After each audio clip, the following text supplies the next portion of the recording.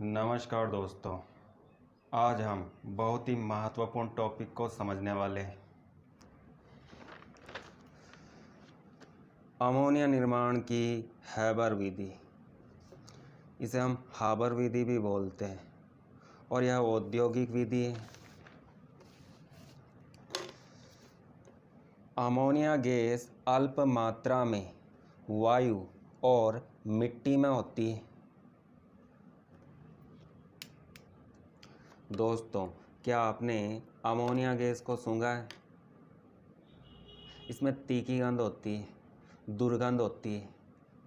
सार्वजनिक शौचालयों में जो गंध आती है वह गंध अमोनिया गैस की गंध होती है। हमारे मूत्र में क्या होता है? हमारे मूत्र में अपशिष्ट पदार्थ यूरिया होता है और जब यूरिया पानी के संपर्क में आता है तो उसका धीरे धीरे अपघटन होता है। यूरिया के जल अपघटन से अमोनिया गैस बनती है और इसी अमोनिया गैस के कारण सार्वजनिक शौचालय में दुर्गंध आती है। हमें यूरिया से अमोनिया गैस को नहीं बनाना है, हमें तो अमोनिया के निर्माण की औद्योगिक विधि को समझना है।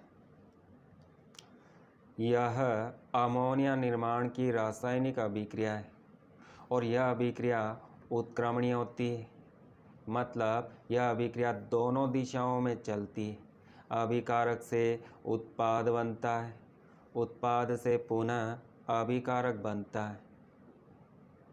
यह अभिक्रिया अग्र दिशा में होती है तो पार्श्व दिशा में भी होती है। यह उत्क्रमणीय अभिक्रिया होती है। इस अभिक्रिया में नाइट्रोजन और हाइड्रोजन गैस का उपयोग होता है। नाइट्रोजन और हाइड्रोजन गैस की क्रिया से अमोनिया गैस बनती है। नाइट्रोजन गैस का 1 मोल हाइड्रोजन गैस के 3 मोल से अभिक्रिया करता है और अमोनिया गैस का 2 मोल बनाता है। मतलब यह अभिक्रिया 1 और 3 के अनुपात में होती है। नाइट्रोजन का आयतन कम होता है और हाइड्रोजन का आयतन अधिक होता है। अगर हम यहाँ पर नाइट्रोजन गैस का आयतन 1 लीटर लेते हैं तो हाइड्रोजन गैस का आयतन कितना होगा? 3 लीटर। इसका हम 1 मोल लेते हैं तो हाइड्रोजन गैस के मोलों की संख्या कितनी होगी? 3 मोल। इस अनुपात में अभिक्रिया होती है और अमोनिया गैस का 2 आयतन या 2 मोल प्राप्त होते हैं। मतलब नाइट्रोजन गैस का आयतन कम होता है और हाइड्रोजन गैस का आयतन अधिक होता है। इस अभिक्रिया में ऊष्मा ऊर्जा बाहर निकलती है। मतलब यह अभिक्रिया ऊष्माक्षेपीय अभिक्रिया होती है। ऊष्माक्षेपीय अभिक्रियाओं के लिए डेल्टा H ऋणात्मक होता है। मतलब एंथैल्पी में परिवर्तन ऋणात्मक होता है। इस अभिक्रिया में 46.1 किलो जूल प्रति मोल ऊष्मा ऊर्जा बाहर निकलती है तो यह अभिक्रिया ऊष्माक्षेपीय अभिक्रिया होती है। इस बात को याद रखना। हैबर विधि को समझने के लिए हम चित्र का उपयोग करते हैं।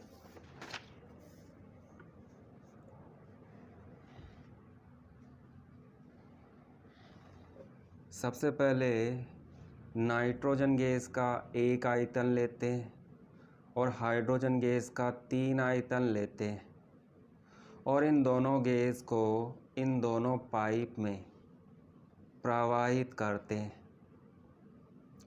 1 और 3 इनके आयतन का अनुपात है। इस अनुपात में गैसों को इन दोनों पाइप में प्रवाहित करते हैं तो ये दोनों गैसें मिक्स हो जाती हैं और एक संपीड़क से गुजरती है।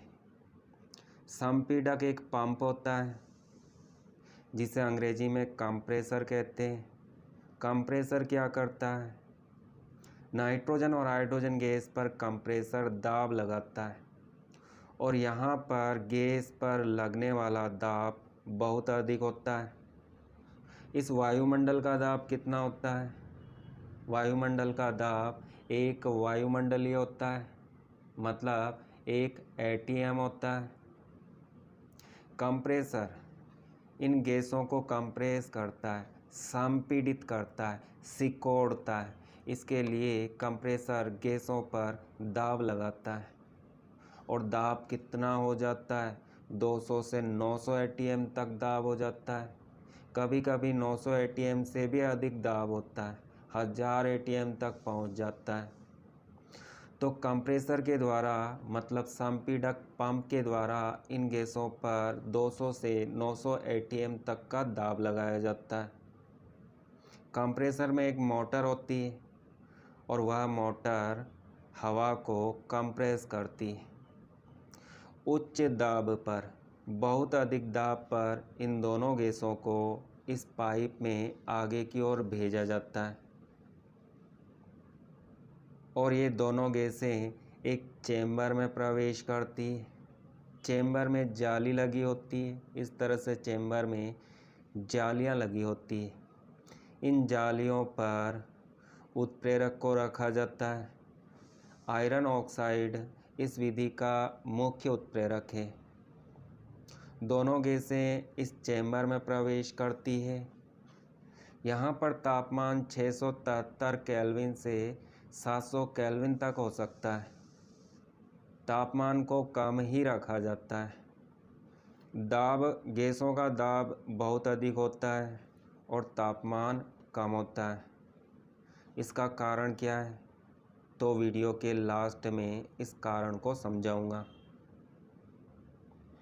इस चेम्बर को कैटालिस्ट चेम्बर या उत्प्रेरक कक्ष कहते हैं। इस नाम को याद रखना। इसे हम संपीड़क पंप कहते हैं, तो इसे उत्प्रेरक कक्ष कहते हैं। इस कक्ष में रासायनिक अभिक्रिया होती है। नाइट्रोजन गैस हाइड्रोजन गैस के साथ क्रिया करती है और अमोनिया गैस बनाती है। यहाँ पर अमोनिया गैस का निर्माण 10 से 15% होता है, मतलब रासायनिक अभिक्रिया 10 से 15% होती है और इस तरह से प्राप्त अमोनिया गैस इस पाइप में आगे बढ़ती है।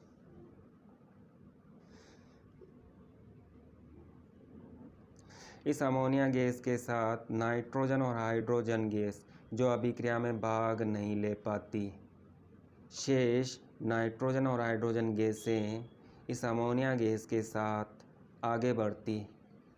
इन तीनों गैसों का मिश्रण, अमोनिया, हाइड्रोजन और नाइट्रोजन गैस, तीनों गैसों का मिश्रण इस पाइप में आगे बढ़ते हुए इस कक्ष में जाता है। इसमें दो भाग होते हैं। इस ऊपर वाले भाग में पाइप स्प्रिंग की तरह कुंडलित होता है। चित्र में इसी प्रकार से प्रदर्शित करते हैं, परंतु यहाँ पर पाइप कुंडलित होता है। जैसे स्प्रिंग होती है उसी तरह पाइप कुंडलित होता है और इस कुंडलित पाइप के चारों ओर जल उपस्थित होता है। यहाँ से ठंडा जल इस पात्र में प्रवेश करता है और यहाँ से जल बाहर निकलता है। इस पाइप के अंदर का तापमान कम होता है, पाइप ठंडा होता है क्योंकि इसके चारों ओर जल बहता रहता है। जब अमोनिया गैस इस कुंडलित पाइप में प्रवेश करती तो यह गैस ठंडी हो जाती और ठंडी होकर द्रव में बदल जाती और इस गैस का द्रव नीचे की ओर टपकता है और इस पात्र के निचले भाग में एकत्रित हो जाता है। अमोनिया के द्रव को यहाँ से हम बाहर निकाल सकते हैं। द्रव को बाहर निकालने की व्यवस्था होती है। इस संपूर्ण पात्र को कंडेंसर या संघनित्र कहते हैं। तो संघनित्र में अमोनिया गैस को ठंडा करके द्रव में परिवर्तित किया जाता है। परंतु अमोनिया के साथ हाइड्रोजन और नाइट्रोजन गैस भी होती है। ये गैसें सरलता से द्रव में परिवर्तित नहीं होती, तो ये दोनों गैस के रूप में ही रहती है। हाइड्रोजन और नाइट्रोजन गैसें यहाँ से बाहर निकल जाती है और ये दोनों गैसें इस दूसरी मोटर में प्रवेश करती है। इस मोटर को पुनः चक्रण पंप या रिसर्कुलेशन पंप कहते हैं।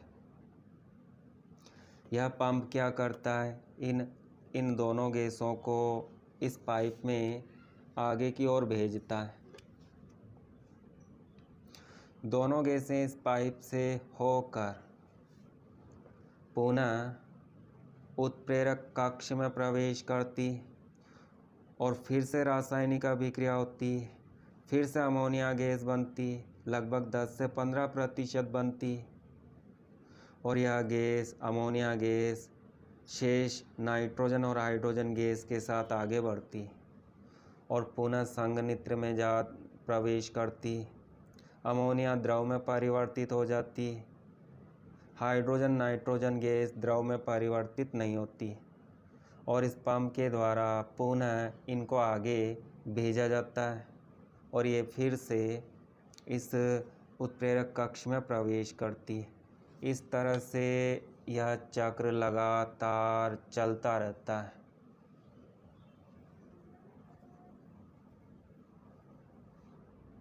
और अमोनिया गैस प्राप्त होती रहती है, अमोनिया का द्रव प्राप्त होता रहता है। तो बहुत ही सरल विधि है। इसमें दो तो पंप होते हैं, संपीड़क पंप और रिसर्कुलेशन पंप, जिसे पुनः चक्रण पंप कहते हैं। और इसमें दो कक्ष होते हैं, एक तो उत्प्रेरक कक्ष होता है और एक संघनित्र कक्ष होता है। और इसमें एक कुंडलित पाइप होता है, स्प्रिंग नुमा पाइप होता है। संघनित्र के दो भाग होते हैं, एक भाग में ठंडा जल प्रवेश करता है और यहाँ से बाहर निकलता है। यहाँ इस भाग में, इस कुंडलित पाइप में अमोनिया गैस जल के कारण ठंडी हो जाती है और ठंडी होकर द्रव में बदल जाती है। बस आपको चित्र बनाना आना चाहिए, तो आप इनके नाम याद रखना। चित्र बनाना बहुत ही इजी है, आपको नाम याद होने चाहिए कि कहाँ पर क्या होता है। अब हमें समझना है कि यहाँ पर दाब तो बहुत अधिक होता है परंतु तापमान कम होता है। ऐसा होने पर अधिक से अधिक अमोनिया प्राप्त होती है। अधिक मात्रा में अमोनिया प्राप्त करना है तो तापमान को कम रखना होता है और दाब को उच्च रखना होता है, अधिक रखना होता है। ऐसा क्यों करते हैं, तो इसका कारण क्या है, इसी को हम समझने वाले हैं।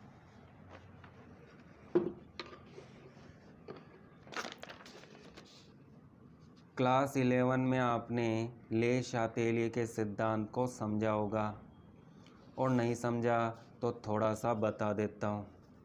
ले-शातेलिए सिद्धांत के अनुसार अभिक्रिया में परिवर्तन करने पर, अभिक्रिया में किसी भी प्रकार का परिवर्तन करने पर अभिक्रिया उस दिशा में होती है जिस ओर किए गए परिवर्तन का प्रभाव कम हो जाए। इस रासायनिक अभिक्रिया में ऊष्मा ऊर्जा बाहर निकलती है। यह ऊष्माक्षेपी प्रक्रम है।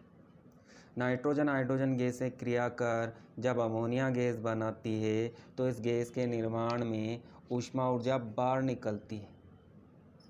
और वे सभी अभिक्रियाएं जो ऊष्माक्षेपी होती है, जिनमें ऊष्मा ऊर्जा बाहर निकलती है, उनका तापमान अधिक नहीं होना चाहिए, तापमान कम होना चाहिए। तो यहाँ पर तापमान 673 केल्विन से लगभग 700 केल्विन तक रखा जाता है। इससे अधिक तापमान नहीं रखते, क्योंकि अधिक तापमान पर अभिक्रिया पार्श्व दिशा में होती है जब तापमान अधिक होता है तो आप क्या करते हो? अधिक तापमान का मतलब आप इस अभिक्रिया को ऊष्मा ऊर्जा देते हो। जबकि इस अभिक्रिया में क्या होता है, जब अमोनिया गैस बनती है तो ऊष्मा ऊर्जा बाहर निकलती है। तो अमोनिया का अधिक निर्माण कब होता है? जब ऊष्मा ऊर्जा बाहर निकलती है, जब तापमान कम होता है। ऊष्मा ऊर्जा बाहर निकलेगी तो तापमान कम होगा, और तापमान अधिक रखते हैं तो हम क्या करते हैं, अभिक्रिया को ऊष्मा ऊर्जा देते हैं, और ऐसा करने पर अमोनिया कम प्राप्त होती है, अभिक्रिया पाश्चात्य दिशा में अधिक होती है। तो वे सभी अभिक्रियाएं जो ऊष्माक्षेपी अभिक्रियाएं होती हैं, उनका तापमान कम होना चाहिए। ऐसा होने पर अधिक से अधिक उत्पाद बनता है। अब हम दाब की बात करते हैं, तो यहाँ पर दाब बहुत अधिक होता है, 200 atm दाब होता है या इससे अधिक दाब होता है। दाब बहुत अधिक होना चाहिए। ऐसा क्यों? यहाँ पर आप देख सकते हो, इसका एक आयतन इसके 3 आयतन के साथ क्रिया करता है। दोनों का कुल आयतन 4 आयतन होता है, 1 + 3। इन दोनों अभिकारक गैसों का कुल आयतन 4 आयतन होता है। अमोनिया गैस के 2 आयतन बनते हैं, तो इस गैस का आयतन कम है और इन दोनों गैसों का कुल आयतन अधिक है। दाब और आयतन में क्या संबंध होता है? दाब बढ़ाते हैं तो आयतन कम होता है, दोनों में उल्टा संबंध होता है।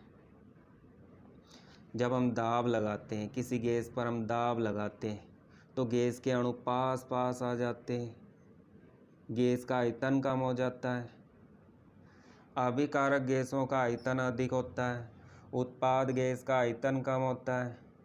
अगर इस अभिक्रिया में दाब को बढ़ाया जाता है तो अभिक्रिया उस दिशा में होती है जिस ओर आयतन कम होता है, क्योंकि दाब बढ़ाने पर आयतन कम होता है। तो इस अभिक्रिया में दाब बढ़ाने पर अभिक्रिया उस दिशा में होगी जिस ओर आयतन कम होगा। अमोनिया का आयतन कम है, अभिकारक गैसों का आयतन अधिक है, तो दाब बढ़ाने पर अभिक्रिया अग्र दिशा में होगी।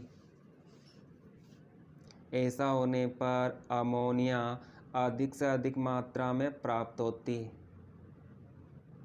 तो ले शातेलियर सिद्धांत के अनुसार अधिक मात्रा में अमोनिया गैस को प्राप्त करना है तो ताप कम होना चाहिए, 673 केल्विन या लगभग 700 केल्विन होना चाहिए।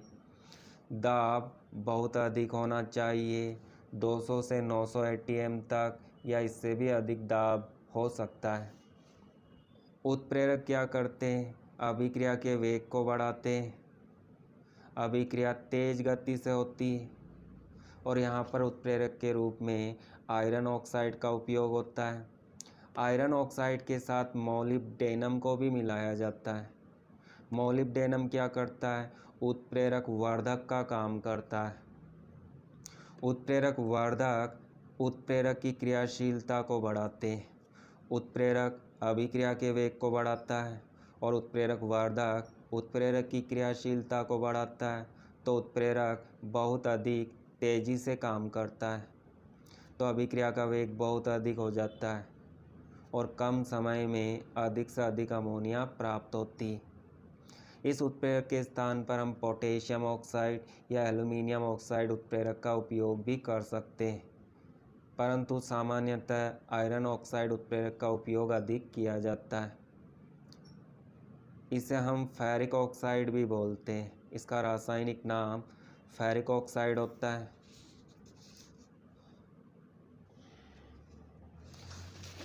तो इसे हम थोड़ा सा रीड कर लेते हैं। शुद्ध नाइट्रोजन और हाइड्रोजन गैस को 1:3 के अनुपात में मिलाकर, मतलब इनका आयतन 1:3 के अनुपात में होता है, उसे मिलाकर 200 atm दाब पर एक उत्प्रेरक कक्ष में प्रवाहित करते हैं। इस कक्ष में जाली होती है जिस पर आयरन ऑक्साइड उत्प्रेरक और मोलिब्डेनम वर्धक रखा होता है।